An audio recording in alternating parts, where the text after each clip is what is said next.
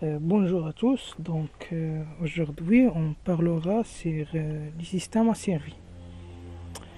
Alors qu'est-ce qu'un système asservi, à quoi sert et quels sont ces différents blocs. Donc avant de répondre à ces questions, laissez-moi vous montrer les axes de ce cours qu'on va aborder. Alors premièrement, donc la mise en situation. Donc deuxièmement, on va voir un problème sur la régulation du niveau d'eau dans un château.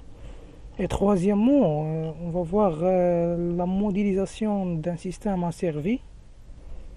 Donc, quatrièmement, une application. Donc, c'est une application sur la station d'alimentation en eau potable. Et dernière chose, c'est l'association des différents blocs. Donc, on va voir comment associer les différents blocs d'un système asservi. Donc, on commence par la mise en situation.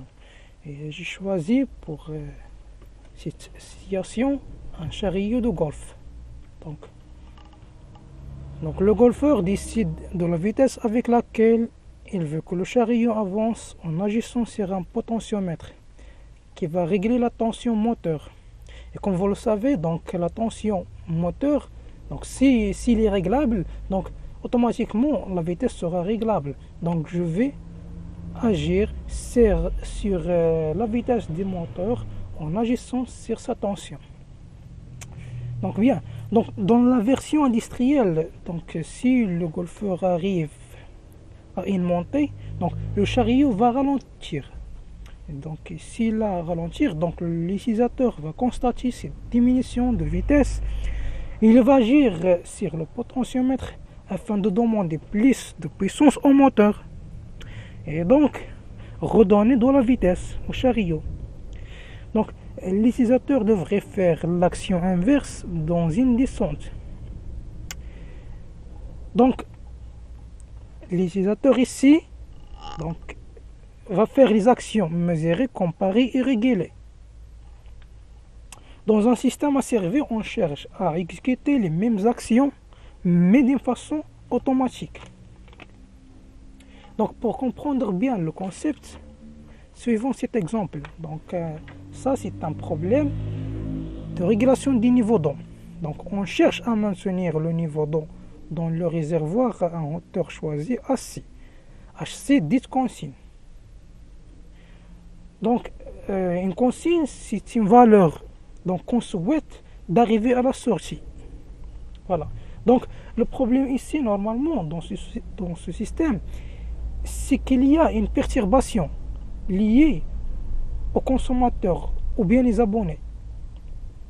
Donc alors lorsque les consommateurs utilisent l'eau stockée dans ce réservoir, ils vont diminuer HC.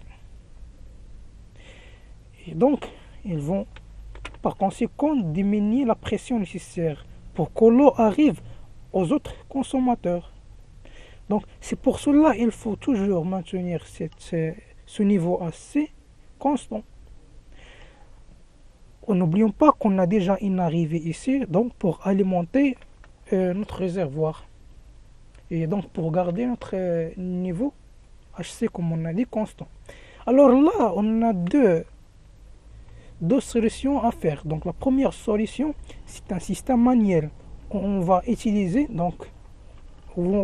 utiliser un opérateur, c'est lui qui va agir sur le système, il va l'observer, il va donc comparer la sortie avec l'entrée et il va agir. La deuxième solution, donc c'est un système asservi. Mais le problème ici, donc normalement ici, donc dans un système asservi, on va remplacer ce que doit l'opérateur faire. On va le remplacer par des solutions technologiques. Mais d'abord, la question qu'on doit poser ici, c'est comment on va représenter ce système asservi, comment on va donc présenter ces différents blocs.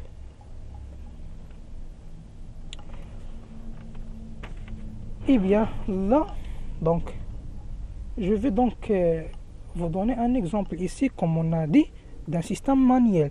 Donc comme on a dit déjà, l'opérateur va premièrement observer. Voilà. Donc deuxièmement, il va comparer. la consigne avec la sortie, et il va agir. Donc soit il va fermer ou bien ouvrir la vanne selon la comparaison et selon donc qu'est-ce qu'on doit faire. Ça veut dire que CHC est supérieur au niveau d'eau axial, donc il faut ouvrir la vanne. Et CHC est égal au niveau donc de la sortie, donc là il faut donc fermer la vanne. Voilà, donc là donc on cherche donc comment modéliser ce système ou un système asservi. Voilà, donc premièrement on a un bloc. Donc un bloc est représenté par un rectangle où il y a une entrée et une sortie. Donc ce bloc réalise une fonction précise, donc une amplification par exemple, et donc la sortie ce n'est que cette fonction que j'appelle ici constitution fois l'entrée.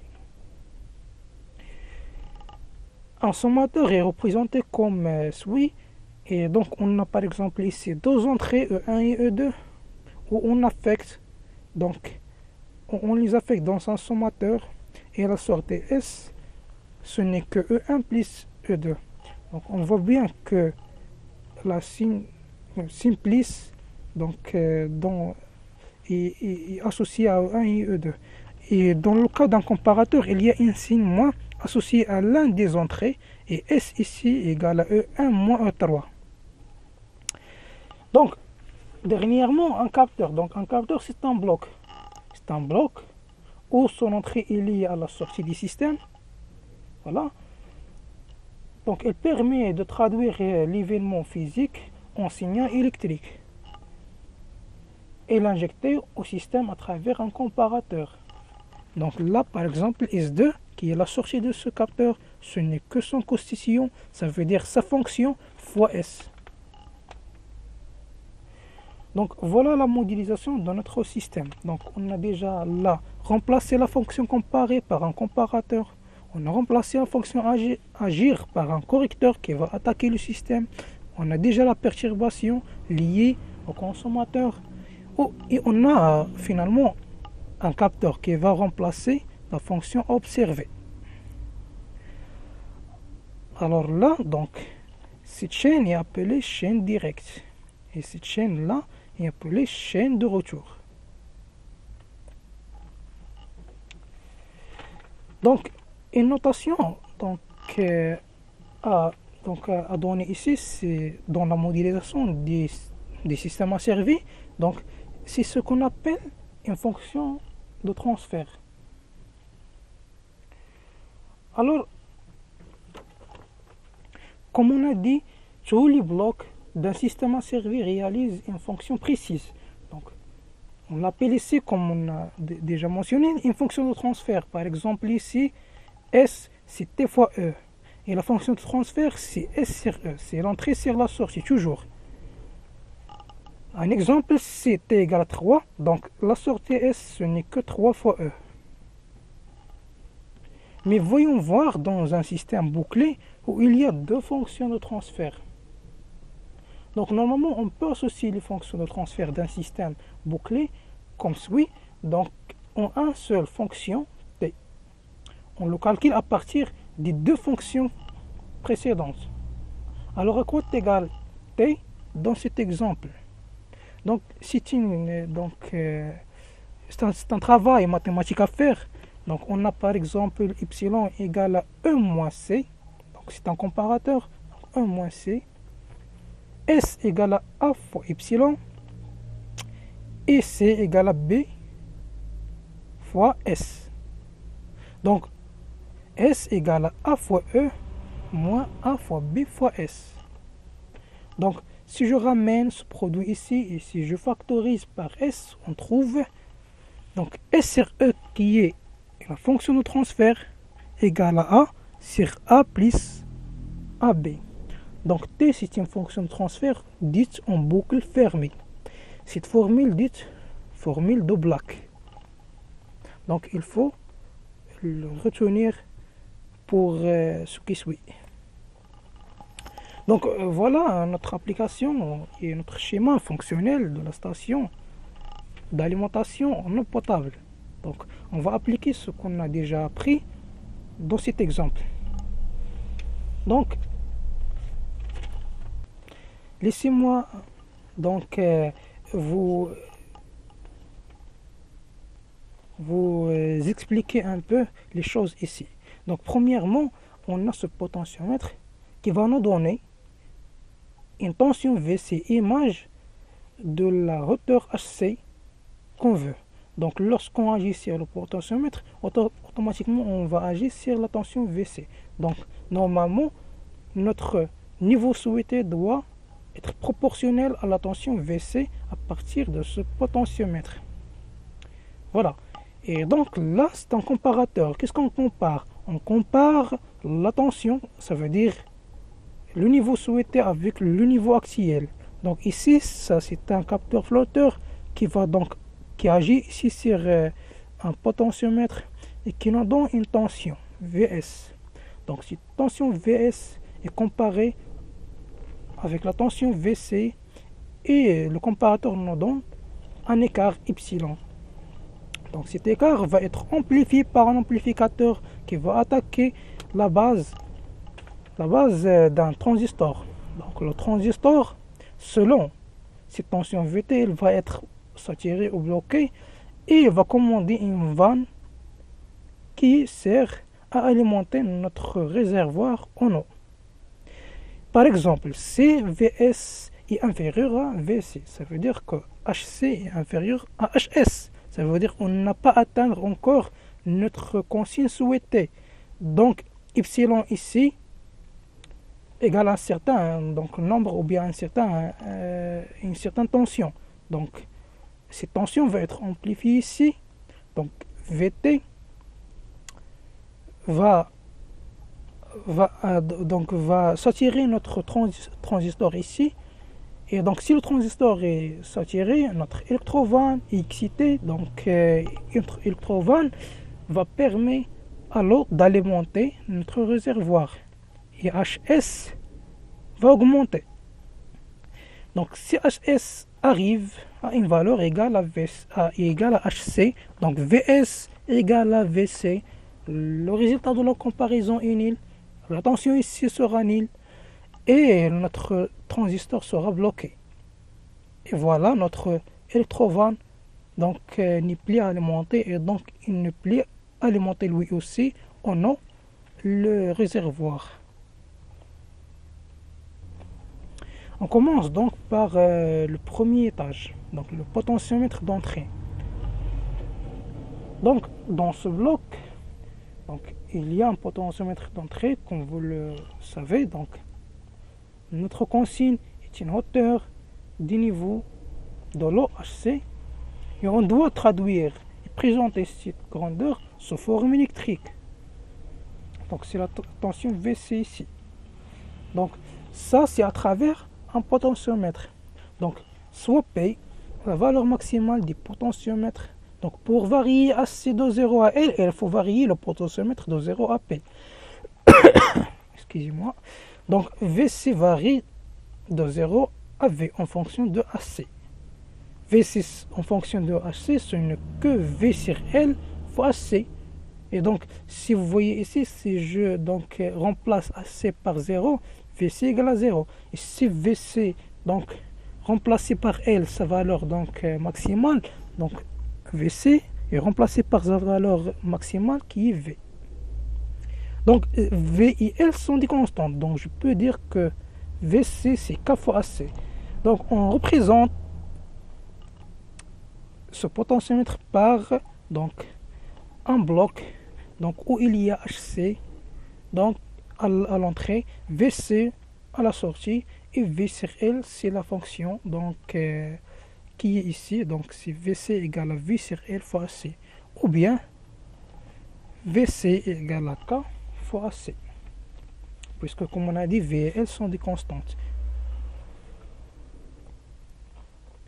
Donc le deuxième étage, c'est un comparateur. Donc c'est un comparateur qui nous donne un epsilon, donc c'est un écart d'entrée avec la sortie. Voilà, VC avec VS. Donc, en utilisant le diviseur de tension ici, je vais donc obtenir V plus qui est égal à VC fois R sur 2R qui est égal à VC sur 2. Et si on applique le théorème de superposition ici sur V-, donc V- égale à Y fois R plus VS fois R sur 2R égale à VS plus Y sur 2. Donc Y égale à VC moins VS. Donc c'est une équation mathématique simple à faire. C'est un calcul qui n'est pas méchant. Voilà donc la représentation d'un comparateur. Donc ici on a VC et VS, donc liés à la borne négative, et Y égale à VC moins VS. Donc le troisième étage, c'est l'amplificateur, ou bien l'amplification plus le système.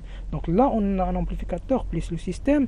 Donc directement, on trouve VT donc égal à 3Y. Puisque ici, V- égale à VT fois R sur 3R, Y égale à V+. Donc vous faites ce calcul et vous trouvez automatiquement VT est égal à 3 fois Y. Donc l'amplificateur est représenté par un bloc où il y a Y3 et VT, pour dire que VT égale à 3 fois Y. Et puis VT va attaquer notre système. Donc on représente le système par un S. Donc, et à la fin, on aura donc notre niveau de sortie HS qui est S fois VT. Et bien pour le dernier étage, c'est le capteur de niveau. Donc comme on a dit, comme le premier donc potentiomètre, là aussi on a un potentiomètre, mais ici le potentiomètre est commandé par un capteur flotteur. Donc c'est lui qui va fournir donc le niveau HS, et ensuite le potentiomètre va fournir notre tension VS.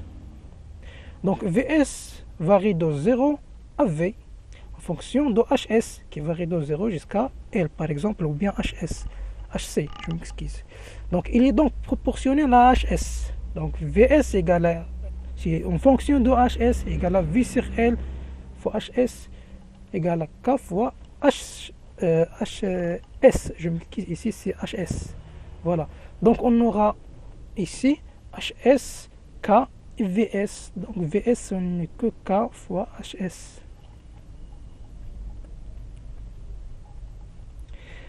Donc voilà le schéma bloc de notre fonctionnel, de notre système. Donc on a ici donc le premier potentiomètre, donc VC égale à K fois HC. Donc un comparateur qui compare VC et VS, qui est image du niveau des sorties SS, et VT égale à 3 fois Y, et S c'est HC fois, et HC c'est S fois VT. Donc S c'est notre système. Donc on a réussi à donc, présenter notre système sous forme de schéma bloc d'un système asservi. Alors dans ce qui suit, donc on va voir une association des différents blocs. Comment peut-on associer les différents blocs d'un système asservi? Par exemple, là on a une entrée, et donc dans ce système on a plusieurs fonctions de transfert. Voilà, de K1 jusqu'à Kn, et une sortie. Donc on veut remplacer ces fonctions de transfert en un seul. Donc normalement ici T ce n'est que K1 fois K2 fois K3 jusqu'à Kn, donc est égal à S sur E. C'est la sortie toujours sur l'entrée. Aussi pour un système bouclé, donc si on a par exemple dans la chaîne directe plusieurs fonctions de transfert de A1 jusqu'à AN, et plusieurs fonctions de transfert dans la chaîne de retour de B1 jusqu'à Bn. Donc si on veut remplacer ce système avec un seul fonction de transfert qui a une entrée et une sortie, donc T égale à S sur E, ce n'est que A1 fois A2 fois AN fois A3 jusqu'à AN sur 1 plus A1 jusqu'à AN fois B1 jusqu'à Bn.